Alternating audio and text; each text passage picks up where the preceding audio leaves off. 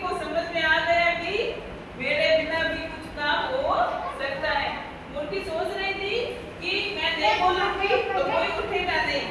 फिर मुर्गी को पता चला कि मेरे बगैर काम तो हो सकता है, क्योंकि सभी लोग अपने अपने काम पर सुबह लग गए थे। मुर्गी के ना बोलने पर भी वो खड़े होकर अपने अपने काम करने लगे थे। आप सभी को ये दो कहानी कैसी लगी?